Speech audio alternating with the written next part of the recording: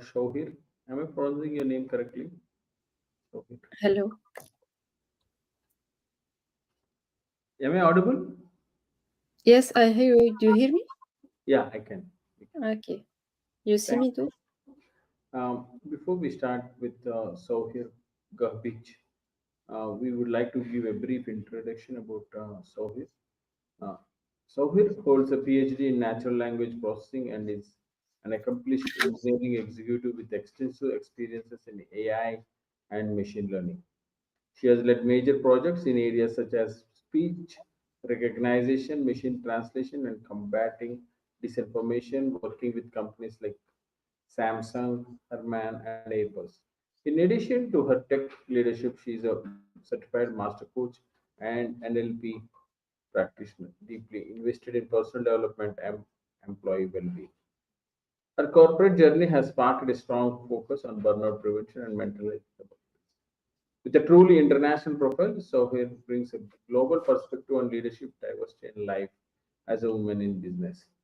So we welcome you, Dr. Sohail, as a natural processing, language processing, and an NLP practitioner. We would like to know more about your insights. Thank you so much. The stage is all yours.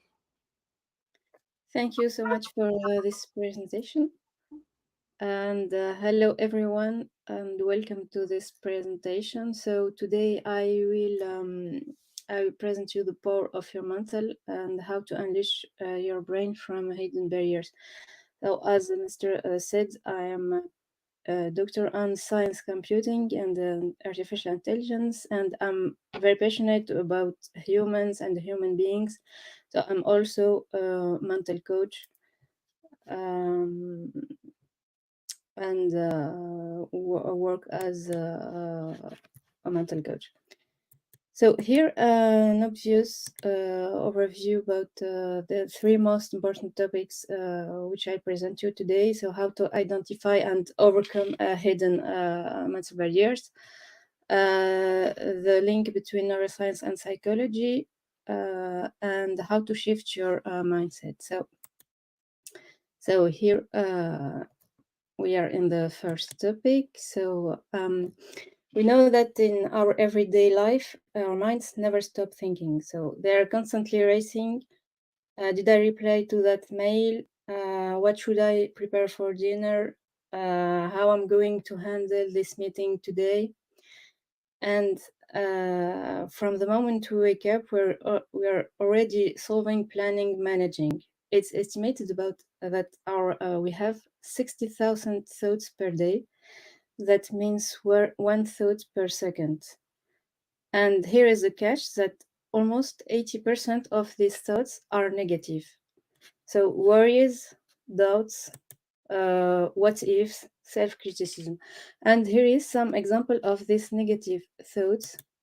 And here is the object, the origin of these negative thoughts. So for example, I'm not good enough to succeed.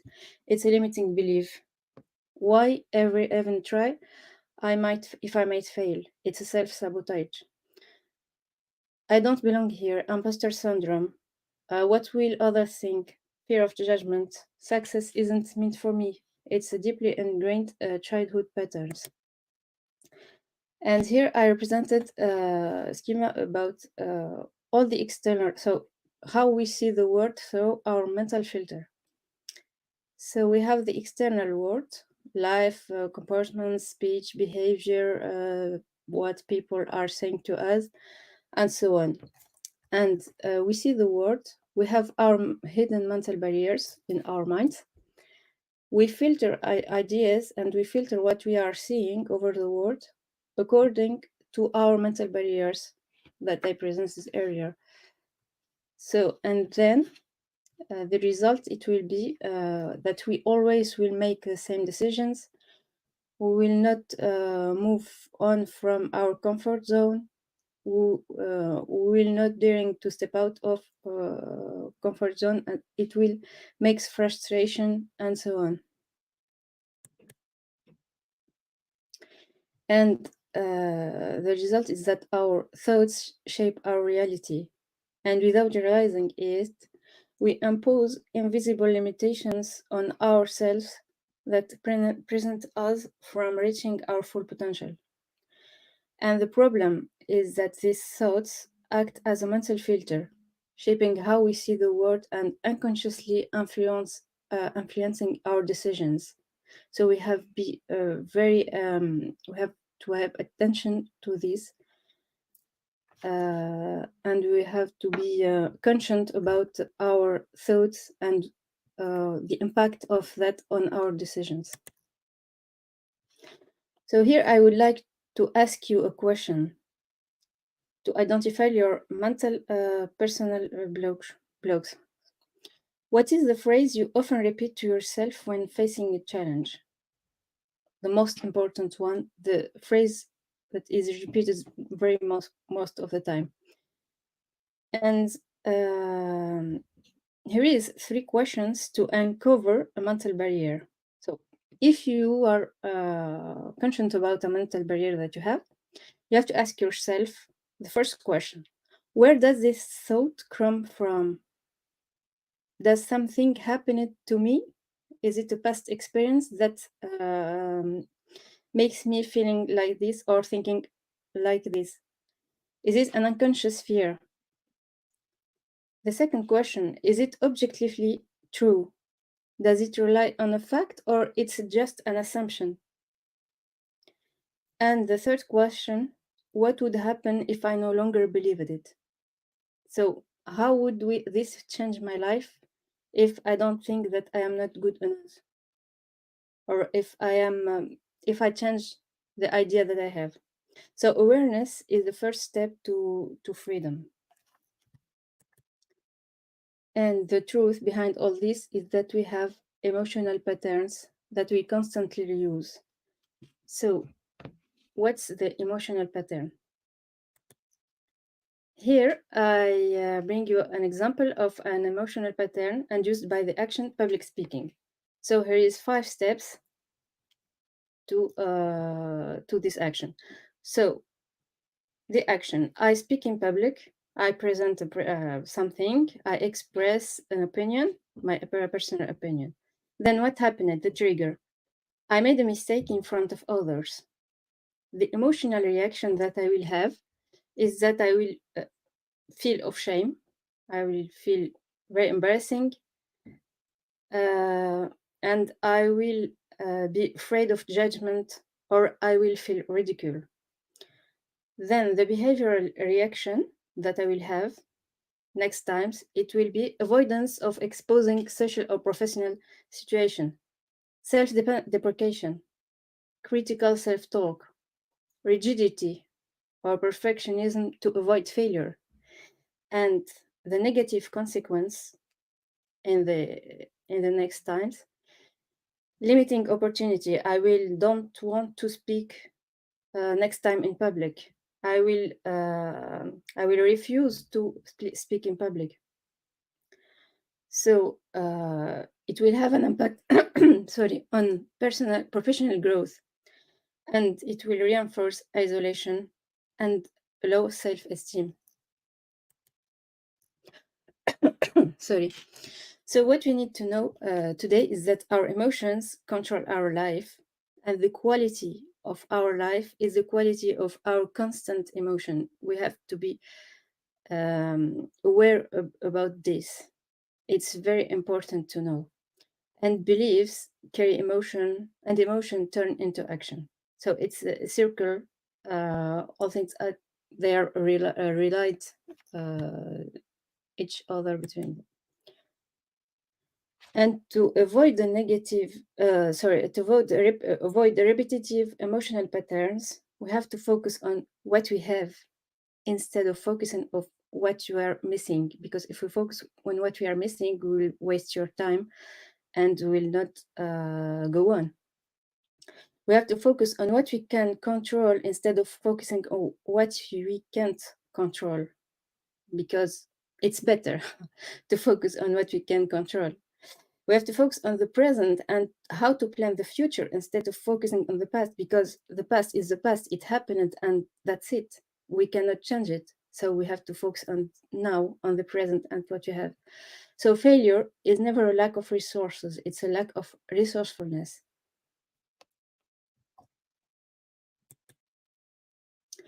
And to overcome these mental barriers, here are 4 steps to transform limits into opportunities. So the first one is to identify the mental barrier. So here, for the example, I am not able to speak in public. Second step, understand the origin of this mental barrier. Where did I get this idea? Does something happen to me and that makes me feeling or thinking like this? Is it still true? Really? Third step, look for counterexamples and rephrase positively. For example, I have already spoken in public, so I can learn, I can progress, and I can go on. It's not a definition, it's not a rule. And the last step, repeat, embody, and reinforce with positive affirmations and with visualization. Because we know now that athletics use a lot of visualization, and this helps a lot to go on and to improve results. So, here the next topic. So it's neuroscience, psychology, and the link between them. So for peak performance, we have to understand the connection between neuroscience and psychology. And peak performance isn't just about talent or hard work. It's about understanding how the brain and the mind work together. And when I speak about the mind and the brain, I speak about 2 different entities. So the brain is a physical organ inside your skull, while the mind, it's your consciousness, thoughts, emotions, and beliefs. The brain is made of neurons, blood vessels, while the mind, where perception, decision-making, and meaning happen. The brain processes electrical and chemical signals, while the mind can't be seen or touched. So briefly, if we can speak about the brain and the mind as a software and hardware, the brain is the hardware of your system, while the mind is the software of your system. And here we have some tasks relate to how the brain works, and other tasks relate to how we think, feel, and behave. And here, for example, brain structure and neural pathways is related to thought patterns and emotional regulation, which is related to the formation of habits and behaviors, which is related to behavioral tendencies and motivation, the impact of stress, and how beliefs shape performance. So when they are combined, all these tasks, which are sometimes related to neuroscience and other times related to psychology, when they are combined, they create a roadmap to unleash a human potential. So the two entities, neuroscience and psychology, were very related, and it helps how our minds functions, or how our system functions. And it's possible to create new neural pathways when we create, for example, our neurons, when we have a new habit, when we create a new habit, new pathways, new neural pathways are created between our neurons. And here, for example, it's a picture for a video. I screenshot this from a video which shows a new connection between new neurons, which is formed because, for example, the person make a new habit and repeat this habit. It happens even when we do something that we never did before. So we create physically, we create new connections in our minds between neurons, and it's very important. That's why we have to do always new things. We have to new things that we never did before. We have to learn constantly. We have to create new neural pathways all the time. So here I would like you to ask you the question, if you have ever faced a difficult time and surprised yourself by how you kept going despite these challenges. So here, when we pass about with hard times and we see that we can move on and we can, like I said here, we can weather life's storms without breaking down. So we have an inner force. This inner force is a resilience. So the resilience is this silent strength that allows us to adapt, learn, and grow, even when nothing goes as planned. And here, a representation. So, for example, here I represented the three most important parts of the brain, while the reptilian brain is relied to the survival instinct. So, for example, when we are under pressure, the brain activates the fight or flight response. And the resilience is how to learn to effectively regulate this fight or flight response. And this fight or flight response is relied to the reptilian brain, which is relied to survival instinct.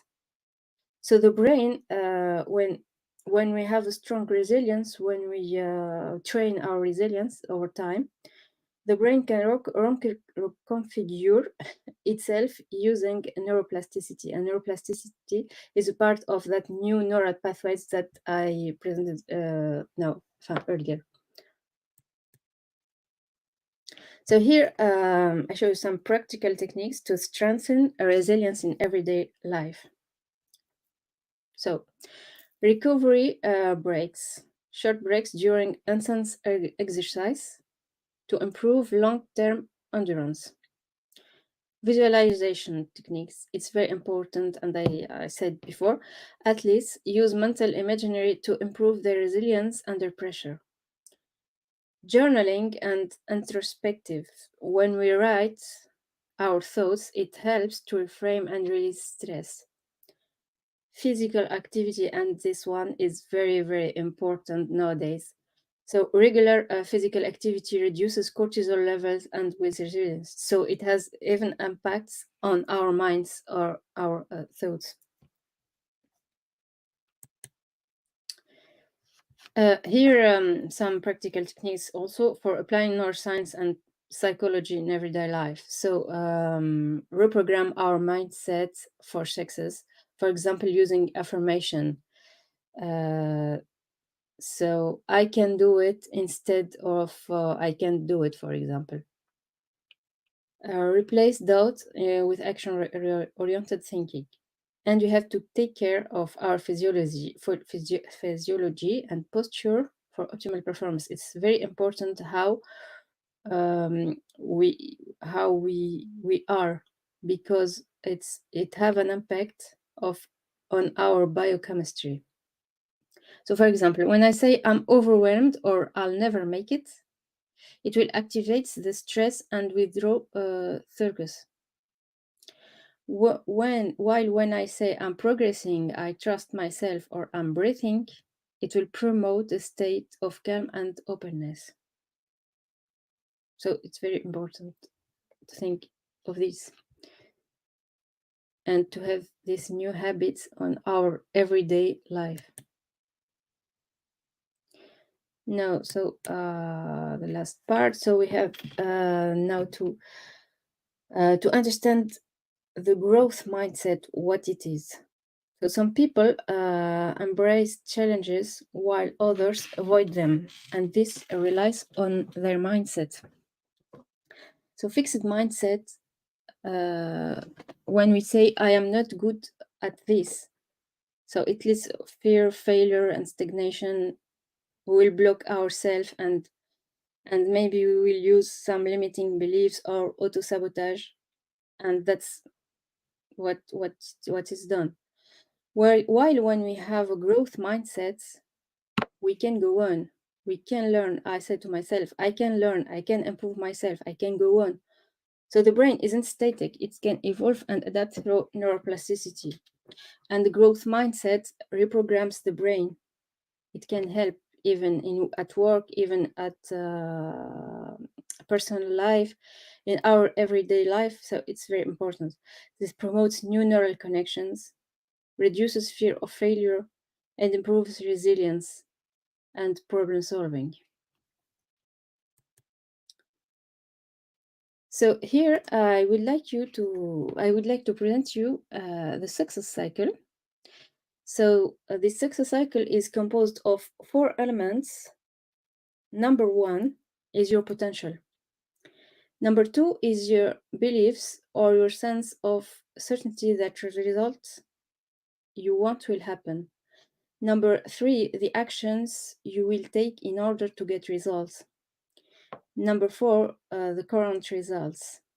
And all these 4 components fit each other in a clockwise. So let me show you an example of a real example. So here it's a picture of Roger Bannister, who in 1954 was the first man to run 1 mile in under 4 minutes. So this achievement was never done before, and it was considered impossible. And even scientists at that time thought that it's very dangerous for the heart to do such achievement. So Roger Bannister proved that the mind is sometimes more limiting than the body, because after his feat, which was very inspiring, only 46 days later, another athlete broke his record. So the first limit that we have is that we think of. It's the belief that we have in our minds. So here, when I speak of your potential, most people have already made up their minds about the potential. They hold up their minds about what they can do or what they cannot do. And no matter what you tell them, it depends on how much you believe what you can do. So your potential is extraordinary. It depends on how much you believe in your results, how much you believe in things that you want to achieve to yourself. It determines how much you will go to tap into your potential, and as a result, it's going to determine how much you want to action. So if you really believe in your potential, if you really believe on what you want to yourself, and in the fact if it's possible, you will tap to manage potential, and you will take a massive action, and results you get will be the ones that you imagine.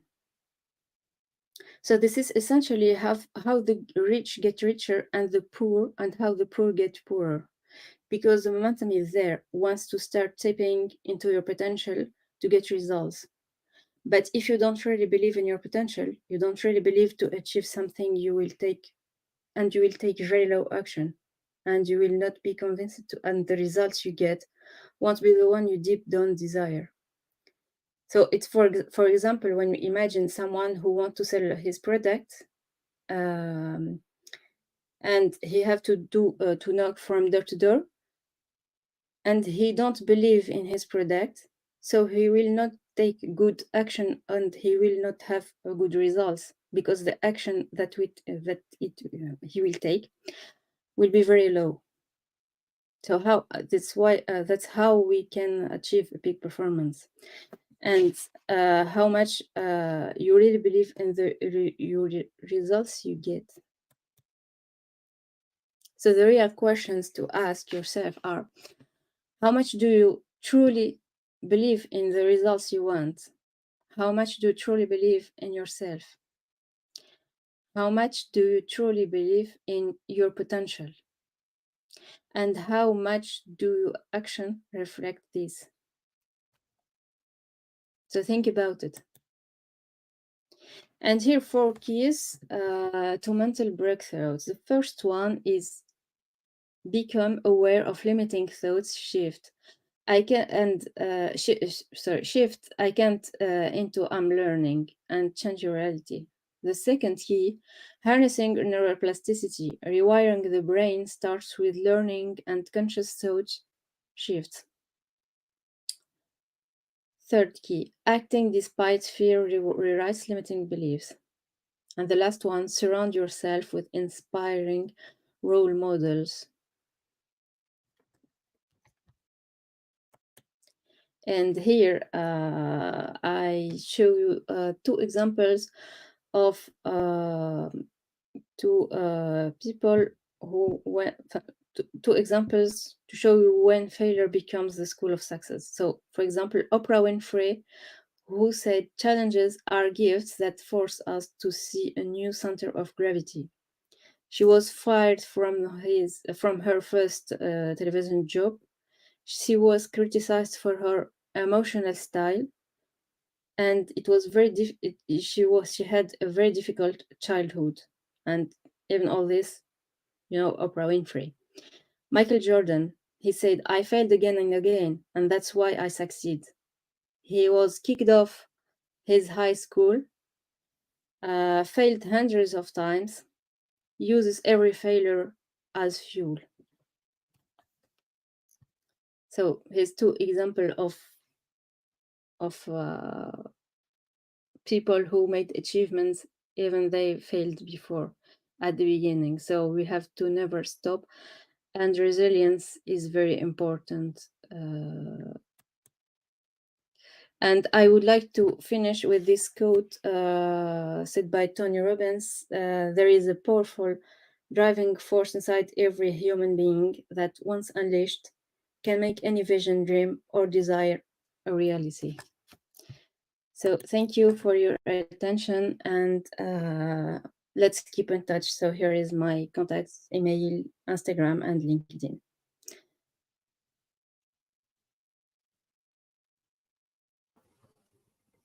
Thank you so much, Sohail. I think, ladies and gentlemen, that's the QR code for her coaching session. Sohail, you can reach her, and there are a couple of questions. Sohail, I think it seems to be a very big question. Yeah, Yes. I think one of the question is, in a multicultural remote work environment, what mental fitness strategies do you recommend to maintain productivity, engagement, and mental well-being? When this is more towards a COVID type of scenario. Yes, so in multicultural and remote work environment, yeah, it's very important to show this, because when we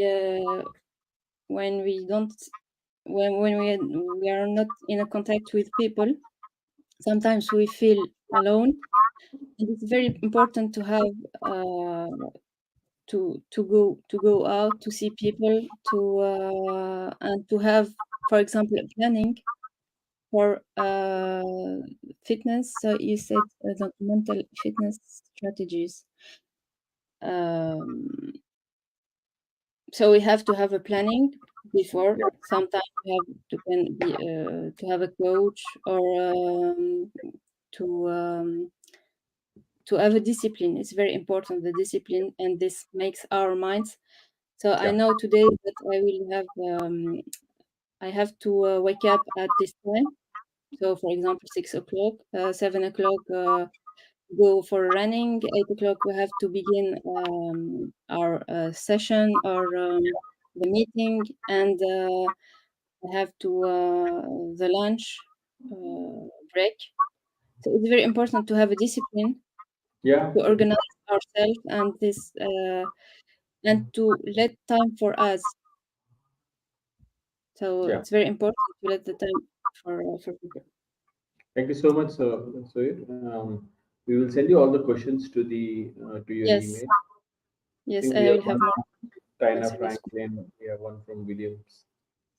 Please do answer, Thank and please do a networking, and please do share your QR code so that we will send to all the attendees so that they might. Yes, you can send it by mail. Thank you so Thank much. you very much. Namaste. Bye bye.